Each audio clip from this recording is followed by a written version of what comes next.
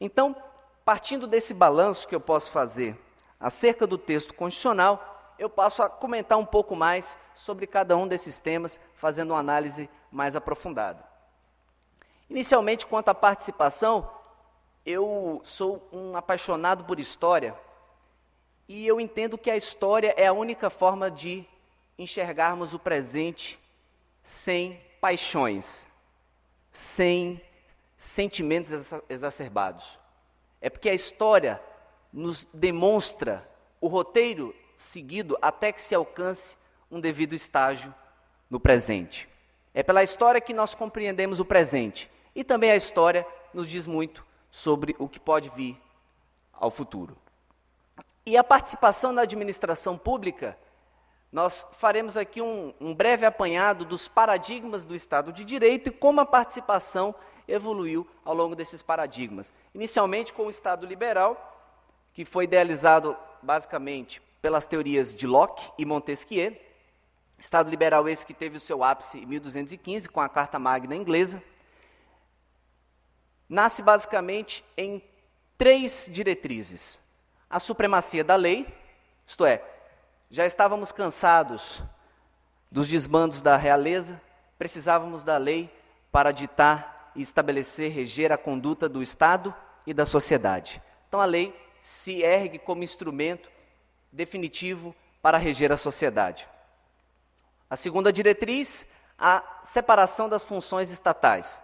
Já não podíamos mais com o absolutismo, não podíamos mais com a ideia de que alguém poderia decidir a vida de todos, muitas vezes observando tão somente os seus próprios interesses, a ponto de na França Luís ter dito, o Estado sou eu.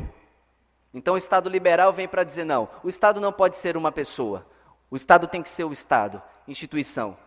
E se alcança essa harmonia com a tripartição das funções estatais. E como terceira diretriz do Estado liberal, nós temos o reconhecimento de direitos e garantias fundamentais, ditos aqui pelos constitucionalistas como os direitos e garantias de primeira geração, dados numa concepção negativa, em que o Estado se compromete naquele momento a se abster de limitar de maneira indevida a vida dos sujeitos e deixá-los exercer por conta própria as suas próprias convicções e suas próprias vontades. É nesse contexto liberal que nasce o direito constitucional e o direito administrativo. Professor, muitas vezes as pessoas se esquecem, ao estudar direito constitucional e direito administrativo, que estamos a mencionar aqui direitos que são um pouco mais que bicentenários. Logo em seguida, teremos a realização aqui de um congresso que terá por tema o direito penal, um direito milenar, direito civil, um direito milenar. Mas não hoje. Hoje nós estamos tratando de um direito que é bicentenário. Bicentenário porque nasce no Estado liberal. O direito administrativo e o direito constitucional nascem nesse paradigma em que basta ao Estado se abster de limitar indevidamente a vida dos indivíduos. E como fica a participação nesse contexto? Alijada. As pessoas nada são mais vistas que súditos do Estado. Simples alvos que serão alcançados por esse Estado, que assume o monopólio da política para dizer, eu sei definir e concretizar o interesse público. E a população, então, deve se submeter. É nesse contexto que na França nasce toda a teoria do direito administrativo, calcada no princípio da supremacia do interesse público sobre o privado, no princípio da imperatividade, no princípio da coerção. É nesse contexto. Mas a crise de 1929 começou a questionar, poderia ser um Estado assim tão pequeno e se abster tanto, deixar a sociedade assim tão livre? E com as 2 grandes guerras mundiais se chega à consciência, não. É preciso que o Estado adote uma postura positiva. Chega-se então ao paradigma do Estado social, o Estado providência. E o Estado então passa a uma segunda geração dos direitos fundamentais. A geração em que os direitos fundamentais assumem uma concepção positiva. Além de se abster de agir para limitar indevidamente os direitos e garantias, o Estado agora tem que atuar como prestador, como concretizador no dia a dia desses direitos. É nesse contexto que a administração pública se torna tão grande. Os senhores, por acaso, já se perguntaram por que a administração pública é tão grande, ela está presente de modo tão efetivo nas nossas vidas, por onde quer que nós formos, Aqui mesmo nós já estamos com a administração pública diretamente nos servindo com esse serviço público de energia elétrica. Por que a administração está tão presente? Porque houve um momento do Estado social em que se chegou à conclusão de que o Estado deveria ampliar suas funções. Mas essa ampliação se deu de maneira ilimitada. A máquina estatal se inchou, o Estado se tornou um gigante que custa caro. Se custa caro, isso sai do bolso da sociedade, aumenta-se a carga tributária e eu pessoalmente não vejo um grande problema o crescimento do Estado. Senhoras, senhores, o grande problema é o crescimento sem controle. É um Estado que se agiganta, passa a movimentar quantias financeiras excessivas, mas sem controle. Controle de legalidade e controle de resultado. Surge então a corrupção. Surgindo a corrupção, ali por volta da década de 70, a sociedade passa a se organizar. Movimentos hippie, movimentos estudantis, movimentos ecológicos. E essas pessoas já na era das comunicações, em que a informação gira de forma bastante intensa, passam a verificar que o Estado não atende os seus anseios. Esse Estado tão grande e tão presente não me representa nos meus anseios. É nesse contexto que o grande filósofo Habermas aponta a crise de legitimidade do direito. O direito perde a sua legitimidade intrínseca. As normas jurídicas já não mais têm legitimidade aos olhos da sociedade, porque a sociedade passa a entender que a legitimidade das ações do Estado ocorre tão somente quando a norma traduz os anseios da população. E por que esse tema é tão atual? Nós tivemos um episódio muito triste do nosso Poder Legislativo Federal, em que se manteve o mandato de um deputado que já havia sido condenado por sentença transitada em julgado pela Suprema Corte. Decisão esta tomada numa deliberação por voto secreto. E aí? Será que poderíamos afirmar que pelo simples fato de este voto secreto estar cunhado no texto expresso da Constituição Federal, a norma tem legitimidade? Certamente não.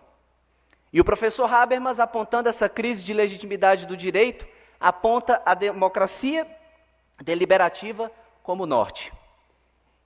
O professor Habermas, então, vai afirmar que a esfera pública passa a ser um cenário de captação, absorção dos interesses da sociedade. É preciso que o Estado abandone a figura de monopolista quanto à definição do que é o interesse público. Não é o Estado que define o que é o interesse público, é o consenso. É a máquina estatal servindo como instrumento das sociedades que são livres, as sociedades que são pensantes e que vão participar ativamente das decisões estatais. E a participação, ao meu ver, é a grande questão do direito no século XXI. Como pode o Estado, durante esse século que se inicia, tornar as suas decisões legítimas? E eu entendo que é nesse contexto que as funções essenciais à justiça, o Ministério Público, a advocacia privada, porque não se pode olvidar o papel importantíssimo que a Ordem dos Advogados do Brasil tem na concretização da legitimidade, porque, afinal de contas, a Ordem dos Advogados do Brasil não pode ser uma instituição meramente corporativista para atender os interesses dessa classe profissional, mas também tem um papel para com a sociedade de concretização dos ideais de justiça.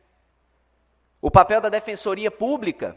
Tivemos agora a emenda 74, a nossa última emenda constitucional, que garantiu à Defensoria Pública a independência administrativa funcional. Ora, como se poderia conceber a Defensoria Pública como um órgão essencial à justiça, ainda mantida sob a subordinação de um ministério? Acaso, então, a Defensoria Pública seria inferior no que tange ao seu papel à Advocacia Geral da União, que tem status de ministério? E eu faço aqui a defesa desse órgão tão importante, porque é dele que a sociedade pode se socorrer quando se encontra desamparada na possível lesão aos seus direitos. Então, eu creio que a transparência é exatamente o desdobramento dessa participação.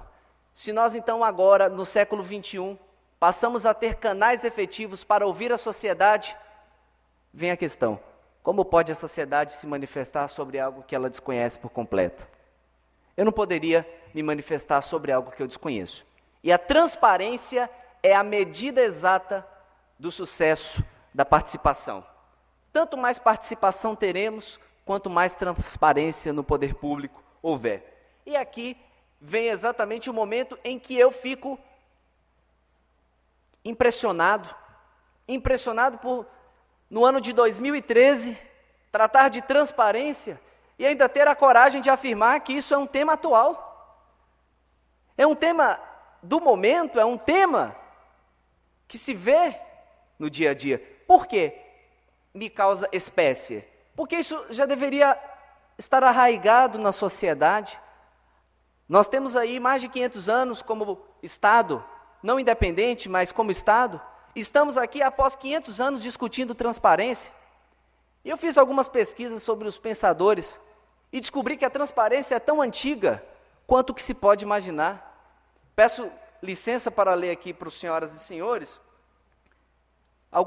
alguns trechos acerca da transparência. Aristóteles, quando escreveu a Política, recomendava como prática salutar as repúblicas, que abre aspas, para prevenir a expoliação do tesouro público, é preciso que a receita seja feita à vista do público. Kant afirmava que todas as ações que afetam os direitos de outros seres humanos são errôneas, se sua máxima não for compatível com sua divulgação pública. Isto é, se aquilo que eu faço às ocultas não puder ser mostrado, então isso não é bom para a sociedade. No meu sentido, Carl Schmitt afirma que o poder legislativo só é representativo, como aponta, se existe a crença de que sua atividade específica reside na publicidade. Peço paciência porque eu não posso parar, eu tenho que continuar. Norberto Bobbio afirma que a publicidade dos atos do poder representa o verdadeiro momento de reviravolta na transformação do Estado moderno, que passa de Estado absoluto a Estado de Direito. Esse Estado de Direito, que já data de 1215, e até hoje estamos falando de transparência. O professor Habermas, para mim, numa das passagens mais importantes acerca da transparência, vai afirmar que a publicidade é o único princípio capaz de garantir o acordo da política com a moral. Queremos um país com ética? Queremos um país em que a improbidade fique apenas nos livros de direito? Sem transparência, não iremos conseguir esse acordo entre direito e moral. Ainda me chama a atenção um jurista português, o professor Luiz Felipe Colasso Antunes, escreveu um belíssimo ensaio intitulado Mito e Realidade da Transparência Administrativa, e ele faz uma metáfora que para mim é bastante interessante. Ele compara o Estado, a administração pública, a uma casa de vidro. E no seio dessa comparação ele traz uma frase que é de uma sagacidade incrível e até bem-humorada. Ele afirma assim: uma administração opaca infantiliza. Uma administração transparente esclarece e tranquiliza.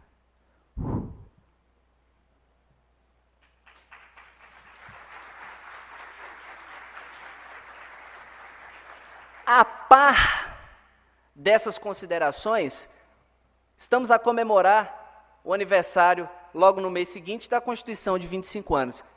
E a plateia me pergunta: professor, a Constituição Federal faz frente a esses ideais de transparência e participação que são tônicas do direito pós-moderno? E é por isso, ao dar a resposta, que eu disse no início que o meu propósito era mesmo elogiar a Constituição de 88, porque a Constituição fez sim frente a esses valores. Quanto à participação, à democracia, a Constituição escolheu esse valor como a menina de seus olhos, como o seu valor supra. Eu poderia até, pessoalmente, dizer que eu não consigo vislumbrar valor mais caro a uma república que a democracia. Eu acredito que poderíamos fora da positividade jurídica, encontrar outros valores superiores à democracia. Por exemplo, para aqueles que creem como eu, Deus. Deus eu acredito que estaria acima da democracia. Mas no contexto da positividade jurídica, não. A democracia é o maior valor. E a nossa Constituição se preocupou com esse tema a tal ponto de, logo no preâmbulo, tê-la afirmado como uma verdadeira diretriz da República. No preâmbulo da Constituição se encontra a ideia de que os representantes do povo, reunidos ali naquela Assembleia Nacional Constituinte, queriam instituir um Estado democrático, destinado a assegurar os exercícios dos direitos sociais e fundamentais. A nossa Constituição, logo no artigo 1º, caput, afirma que nós somos um Estado democrático de direito. E o professor Moreira Neto aponta algo muito interessante ao afirmar que o democrático se refere às pessoas. Um Estado que funciona para as pessoas. E ele até afirma que a razão de ser das constituições pós-modernas é o serviço das pessoas. E de direito, porque voltado ao Estado. De direito, porque um Estado de direito é aquele que se obriga a cumprir o direito que ele mesmo institui. E aqui eu não poderia deixar de fazer críticas, infelizmente, à instabilidade do nosso Supremo Tribunal Federal quanto ao tema perda de mandato eletivo em condenações transitadas em julgado. Nós vimos tristes episódios de oscilação da nossa corte, ora guinando ao leste, ora guinando ao oeste, e deixando nós, observadores e operadores do direito, em uma situação de verdadeira indecisão. O que virá adiante? Onde está a segurança jurídica? No judiciário. O professor Lênin Streck bem ressaltou ontem que é hora de o judiciário parar de decidir com base na cabeça de cada um dos seus componentes. O juiz não pode decidir conforme o seu livre convencimento, porque ele não é um ser isolado na sociedade. Ele tem o livre convencimento? Indubitavelmente, mas é preciso também observar o sistema. É preciso também observar a República.